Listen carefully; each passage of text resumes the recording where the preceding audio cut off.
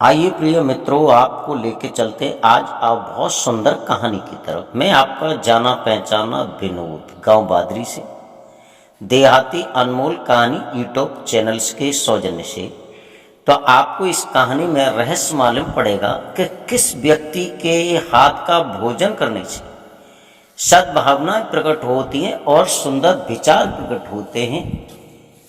किस व्यक्ति के घर का भोजन करने से आपके सारे पाप नष्ट हो जाते हैं। तो आ जाइए, ज़्यादा समय लेते हुए हम आपको इस कहानी की तरफ ले जा करके सारांश बताएंगे। किस व्यक्ति के घर का भोजन करने से पाप नष्ट हो जाते हैं और किस व्यक्ति के घर का भोजन करने से पुण्य नष्ट हो जाता है। तो चलिए, ज़्यादा समय न आपका व्यतीत करते हुए और आपको लेके चलते हैं। तो देखो, एक गांव था। उस गांव में एक सूरज नाम का व्यक्ति रहता था। वो व्यक्ति विशेष गरीब था। गरीब तो आप जानते ही हैं, सुबह खा लेता, शाम को हिल्ला नहीं है। शाम को अगर खा लेता है तो सुबह का पता नहीं है। ऐसा गरीब विचारों का आंसर होता है। और गरीब वो भगवान नहीं बनाता, वो स्वयं गरीब बन जाता है। स्वयं नहीं, आप लोग सोच रहे होंगे स्वयं भाई कौन बनना चाहता है।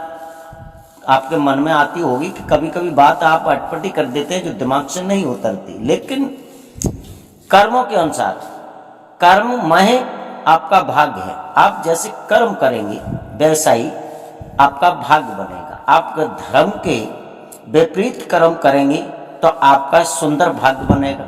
और धर्म के अधर्म के आप लगेज में जो कर्म करेंगे वो कर्म नहीं होगा, कुकर्म होगा। तो चलो वहीं चलते हैं सूरज की कथा की तरफ, सूरज की कहानी की तरफ। सूरज विशेष गरीब था। एक दिन उनकी धर्म पत्नी ने कहा, आप कहाँ डोलते रहते हैं, घर में अन्न का दाना नहीं है और तुम चारों तरफ से इधर घूमते हो उधर घूमते हो, लेकिन कुछ काम तो किया करो। अब वो बोले, देवी बताते हैं लोग, बड़े बड़े विद्वान कहते हैं। सूरज अपनी धर्म पत्नी से बोले, देवी बड़े बड़े विद्वान इस बात को बताते हैं कि चिड़ियों को दाना डालने के बाद में बड़ा पुण्य प्राप्त होता है, बड़ा यश मिलता है। लेकिन हमारे घर में तो चिड़ियों को चुगाने के लिए कोई दाना है नहीं। तो उन्होंने संकल्प किया कि चलो हम 2 पैसे पैदा करके लाते हैं। घर से कुल्हाड़ी उठाई, जंगल में पहुंचे और जंगल में जाकर के उन्होंने एक सूखा वृक्ष था, उसकी लकड़ी काटी। लकड़ी काट करके 2 गट्ठी बनाई और दोनों गट्ठी सर पर रखी। आकर के गांव में आवाज देने लगी, भाई कोई लकड़ी ले लो, हमसे लकड़ी ले लो, लकड़ी सूखी है। पहले ऐसे ही कार्य किया करते थे लोग, विशेष गरीबी से उलझ रहे थे, लकड़ी बेचते थे। कोई कुछ करता तो कोई कुछ करता, तब पैसा पैदा होता, तब जो पेट भरा जाता था।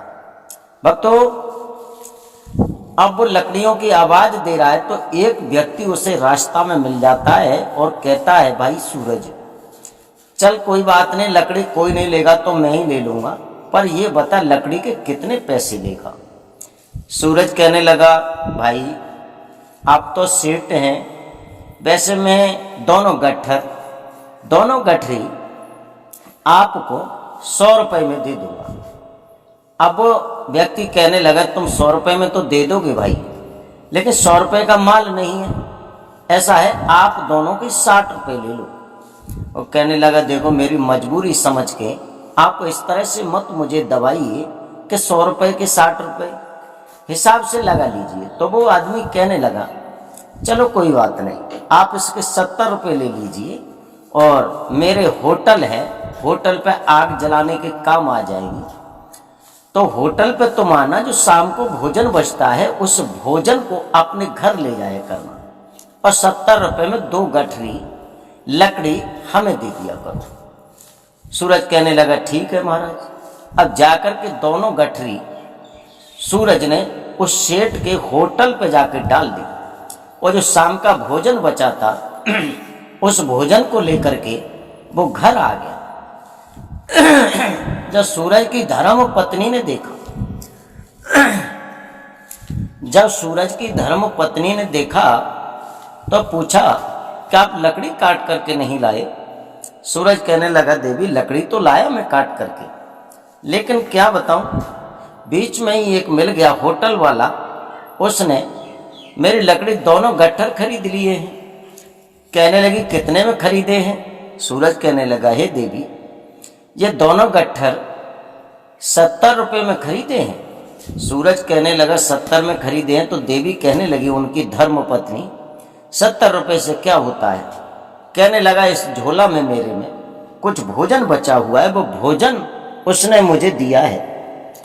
तो वो खुश हो जाती हैं। अब तो वो रोजाना लकड़ी काटता था, होटल पर डालता था, 70 रुपये प्राप्त करता था, एक टाइम का भोजन लिया करता था। उसे काफी समय जब व्यतीत हो जाता है, और जब काफी समय व्यतीत होने के बाद में लकड़ी काट रहा था जंगल से, उसके हाथ से कुल्हाड़ी छूट जाती है, और कुल्हाड़ी छूट करके उस जगह पर जाकर के गिरती है जहां चींटियों का बामी बनी हुई थी, यानी चींटियों के जहां छिद्र थे जमीन में, यानी वो अधिक संख्या में चींटी थी। और जब कुल्हाड़ी गिरती है तो बहुत चींटी मर जाती हैं। वहां एक महात्मा जी थे, वो आ गए और कहने लगे, अरे मूर्ख, तूने ये चींटी मार दी है, तू जानता है इसका पाप कितना लगता है, और इन चींटियों का विनाश करने के जुर्म में मैं तुझे श्राप देता हूं, क्या जा तू कौआ बन जा, कौआ बन जा। अब तो वो रोने लगा, महाराज मुझे इस श्राप से मुक्त करिए, मुझे श्राप दे दिया है तुमने, लेकिन मेरे बच्चे हैं, मेरी बीबी है, अब उनका कैसे लालन पालन होगा? तो महात्मा जी कहने लगे, लालन पालन तो होगा, लेकिन अगर तुम किसी पुण्य आत्मा के घर का भोजन कर लोगे तो पुनः मनुष्य शरीर में प्रकट हो जाओगे। कहने लगा, तो कोई बात नहीं। अब तो वो कौआ बन के जगह जगह पे झूठन खाता डोलता है, लेकिन उसका जो शरीर था वो कौआ का ही था। बहुत जगह जाता है, कहीं कहीं जाता है, कहीं कहीं जाता है, कहीं कहीं जाता है, लेकिन उसका शरीर कौआ का ही रहता है। जब कौआ का शरीर रहता है तो वो लौट करके फिर महात्मा जी के पास आया, और महात्मा जी से आकर के कहने लगा, हे गुरुदेव, तुमने मुझे श्राप दिया है, लेकिन मेरा शरीर तो अभी कौआ का है। तो वो कहने लगे, देख भाई, इसमें मैं नहीं बता सकता कि वो व्यक्ति, वो पुण्य आत्मा कौन है जिसके घर का तू भोजन करेगा तो तेरे पाप नष्ट हो जाएंगे, लेकिन इतना है कि तू जाकर के देख, जिस पुण्य आत्मा के घर का भोजन कर लेगा तो तेरे पाप सब नष्ट हो जाएंगे। अब वो कौआ के रूप में उड़ता हुआ आ रहा है व्यक्ति, सूरज। वहां एक ब्राह्मण का घर पड़ता है। ब्राह्मण के घर में मात्र आधा सेर केवल चावल थे। चावल थे, और वो चावल वहां रख देता है। जब चावल रखता है तो उसकी धर्म पत्नी ब्राह्मण की कहने लगी, हे नाथ, आधा सेर चावल है, इन्हें तुम चिड़ियों को खिला दोगे तो भला बच्चे क्या खाएंगे? तो वो कहने लगे, हैं पंडित जी, देवी, अगर हम दान करेंगे तो दान करने से हमारे बच्चों का भी जैसा है तैसा पेट भर जाएगा, लेकिन दान करना तो विशेष जरूरी है।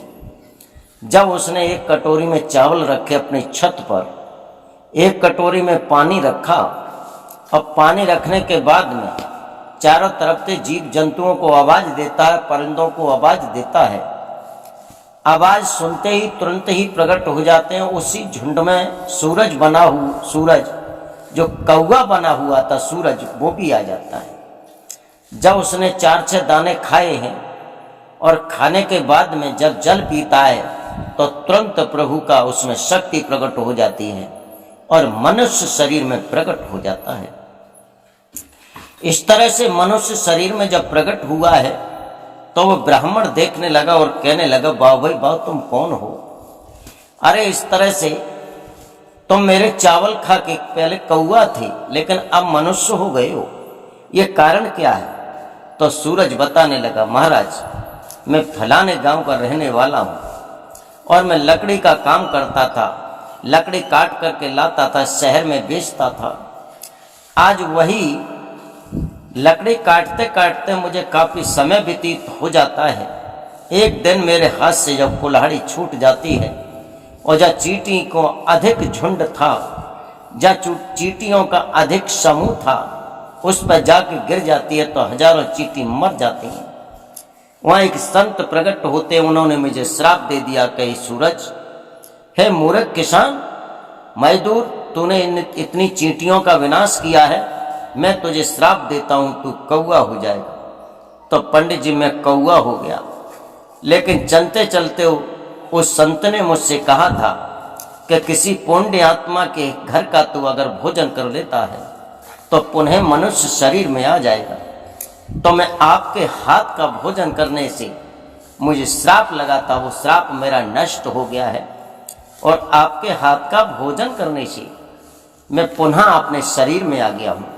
मैं पास में ही एक गांव है, उस गांव का व्यक्ति हूँ जो गरीब और मजदूर हूँ, लकड़ी बेच करके अपना पालन करता हूँ।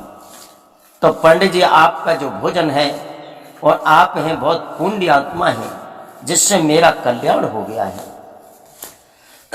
तो भक्तों, मेरा आपसे कहना है, पुण्य आत्मा के हाथ का अगर भोजन करेंगे तब भी आपका भजन बनेगा। आप दुष्ट के यहाँ का भोजन करेंगे तो आपको नरक जाने से कोई रोक नहीं सकता, आप निश्चित ही नरक चले जाएंगे। और पुण्य आत्मा के घर का भोजन करेंगे तो आप सीधे स्वर्ग जाएंगे। तो ये रहा मेरा दृष्टांत, जिस कहानी से आपको मिलेगा, आप किसी राक्षस या कोई दुष्ट व्यक्ति के हक घर का भोजन करेंगे तो आपको नरक जाना पड़ेगा, आपके सारे पुण्य नष्ट हो जाएंगे। जिस घर में व्यभिचार होता है, संतों की पूजा नहीं होती, ब्राह्मणों का सम्मान नहीं होता है, मीट मछलियाँ खाने वाले व्यक्ति होते हैं, वो राक्षस करार में आते हैं, राक्षस माने जाते हैं, उनके यहाँ का भोजन करने से आप नरक जाएंगे। दान पुण्य करने वाला व्यक्ति, दान करने वाला और भजन पूजा करने वाला, यज्ञ हवन करने वाला व्यक्ति जिसके घर का भोजन करेंगे सीधे आप स्वर्ग जाएंगे। तो इस कहानी से आपको मिलता है कि किसके यहाँ के हम भोजन करते हैं तो हमारा पुण्य प्राप्त होगा। तो मेरा आपका कहना है आपसे, और हमें बड़ा लाड और प्यार देते हैं, बड़ा दुलार देते हैं, और हमारा बड़ा मन भर जाता है जब हमारी आप वीडियो देखते हैं। काफ़ी वीडियो आपने देखी हैं हमारी, अच्छी लगी हैं और अच्छी लगती रहेंगी।